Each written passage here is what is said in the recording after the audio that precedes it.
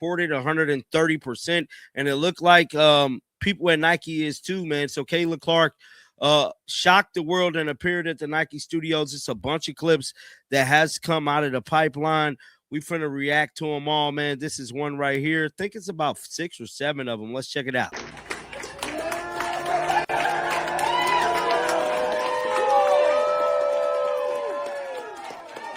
Hey, bro, this jacket, nice. I can't even lie. I don't even think this is out yet. This ain't out yet. A situation has emerged involving WNBA franchise ownership disclosure, with a prominent team owner addressing what they consider inaccurate reporting about squad valuations and ownership details in a recent Forbes publication. This comes at a crucial moment as WNBA athletes navigate collective bargaining agreement discussions, where franchise worth and revenue distribution play significant roles. The legendary basketball figure took to social media to dispute reporting related to the Los Angeles Sparks organization. Known for being straightforward and transparent, this former NBA star has never been one to remain silent when accuracy is questioned. Many have suggested that franchise owners lack motivation to misrepresent financial information to players, yet debates continue regarding the authenticity of reported figures. I can't even lie. I don't even think this is out yet. This ain't out yet. This CC Nike jacket is out. That's probably going to be like $300-400. I ain't going to lie to you. That look premium. That look real premium there. Now, this is a picture here of Caitlin Clark first coming in. Now, she did give a speech. Hold on. She shoots basketball with a little mini ball. Now, they did give her a mini basketball with her logo on it. She hit the shot. According to published reports, Magic Johnson addressed an article titled regarding WNBA ownership and a $235 million valuation. The revelation prompted immediate skepticism about whether any women's basketball franchise could genuinely command such pricing. Research into current franchise valuations revealed surprising information. The Golden State Valkyries reportedly hold a valuation around $500 million, primarily because they represent a newly established franchise. The Indiana Fever stands at approximately $335 million, largely attributed to Caitlin Clark's presence on the roster. There we go. Look at Caitlin, man. So this is the basketball that they got for Caitlin Clark. Got her logo on them. They probably going to start selling these too. I just love Caitlin Clark logo, man. It looked like a premium designer brand logo. I don't think anybody else in basketball got a logo like this. Now, granted, some people say it look like the Chanel or the Gucci logo, but to me, it's a staple logo. You know, the New York Liberty commands a valuation near $420 million, while the Aces sit at $310 million, and the Phoenix Mercury reaches $300 million. Industry analysis indicates that WNBA franchise worth has surged dramatically, with typical teams averaging around $269 million by mid-2025, reflecting robust market conditions and substantial investor enthusiasm for women's professional basketball. Following a distinguished 13-season NBA career with the Los Angeles Lakers, the business mogul has built an impressive portfolio with an estimated net worth approaching $1.5 billion. The portfolio spans multiple industries, including dining establishments, property development, medical services, and entertainment ventures. Forbes indicates that significant wealth stems from holdings in Equitrust, a life insurance corporation managing assets totaling $27 billion. You know, it's a unisex logo. Somebody said really loved the promo material they had, including the fire tote bag from anywhere. Now, this is the From Anywhere challenge. Caitlin Clark worldwide, man.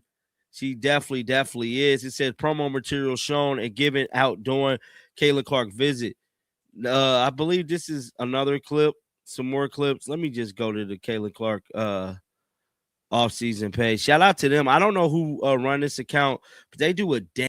Sports franchise investments include the Washington Commanders, Los Angeles Dodgers, Los Angeles Sparks, and LAFC Soccer Club. Recently, Forbes identified the Sparks among the most valuable women's athletic organizations in 2025, ranking 13th overall with a $235 million assessment, positioning it as the 8th most valuable WNBA franchise. However, when sharing this information, the correction came regarding ownership structure. The social media statement clarified that Forbes incorrectly identified Eric Holman as the owner in their December 17th article about the world's most valuable women's sports organizations. The actual ownership structure reveals that Mark Walter serves as majority owner with partners including Magic Johnson, Todd, Robert, Stan, and Billie Jean King. Caitlin Clark off-season pay. Shout out to them. I don't know who run this account, but they do a damn good job, man. They don't give enough credit to Caitlin Clark off-season source. It could be somebody connected to Caitlin. We don't know who run this Twitter account, but shout out to them, just like shout out to the person that runs the Caitlin Clark style account too.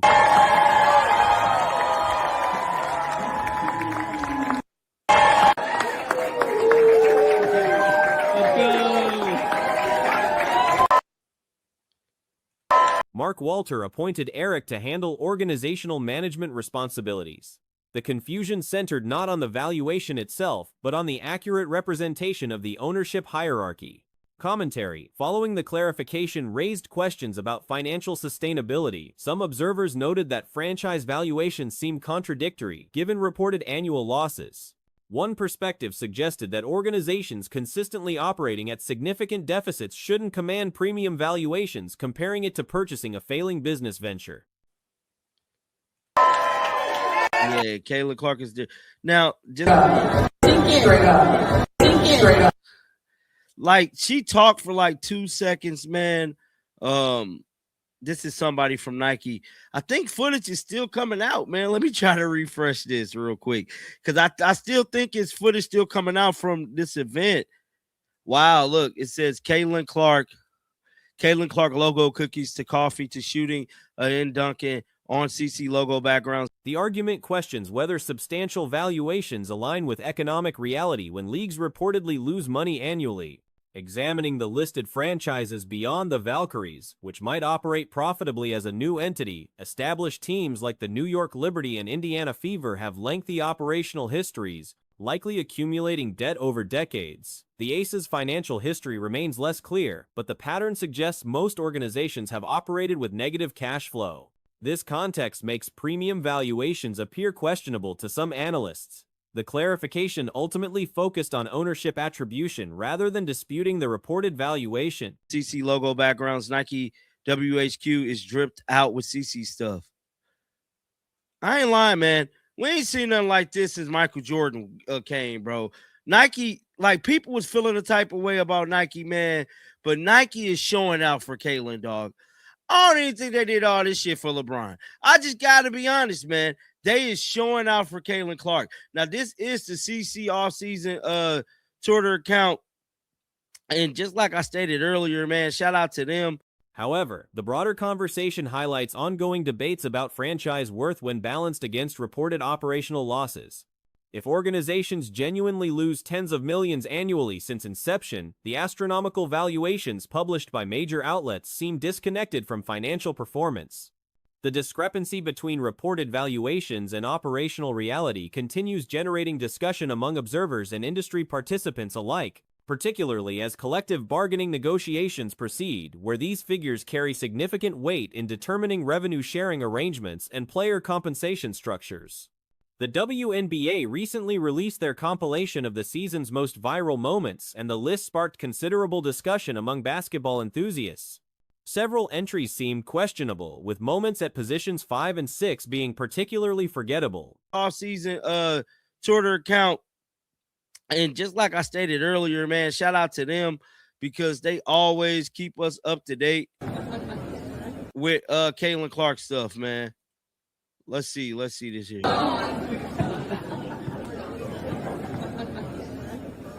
It's harder than it looks. Yeah. There we go.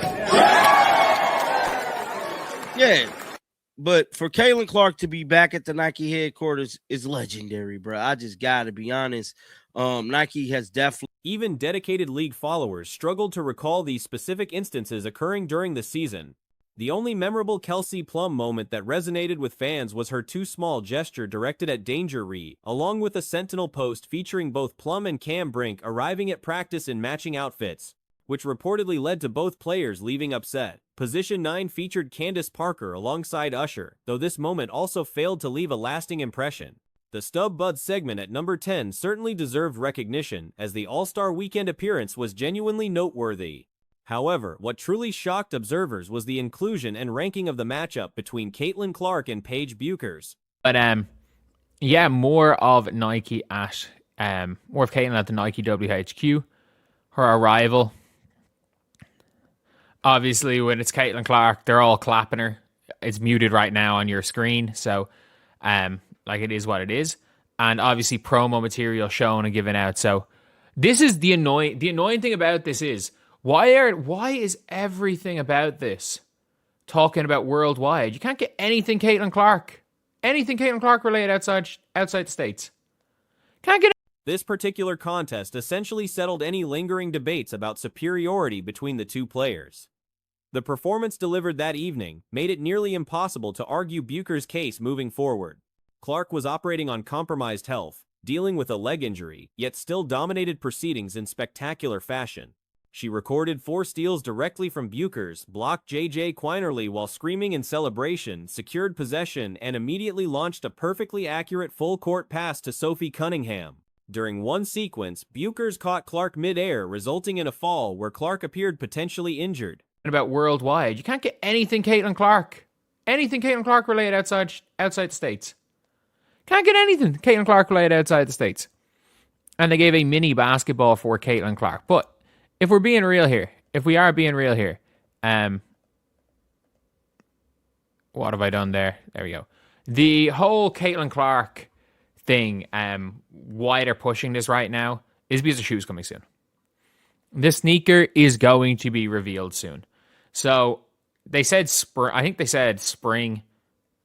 It's meant to be released, I think, in spring of this year. The statistical dominance was staggering. Clark accumulated 13 assists, despite playing roughly 10 minutes less than Buchers, completing her performance in approximately 20-something minutes. Meanwhile, Buchers transformed into what could be described as a garbage time demon, a pattern observed throughout the previous season. Once contests became lopsided, Buchers would begin scoring prolifically, padding statistics when outcomes were already determined. She managed to accumulate 20-plus points, but most came after the game's competitive portion had concluded. It's meant to be released, I think, in spring of this year. I think if we're being real, like, she's already done the podcast rounds. She was on the Kelsey's podcast. She was on talking about the shoe. She's been doing plenty of things at Nike, playing things with Nike. And there's been so many little things that Caitlin Clark's been doing about the shoe.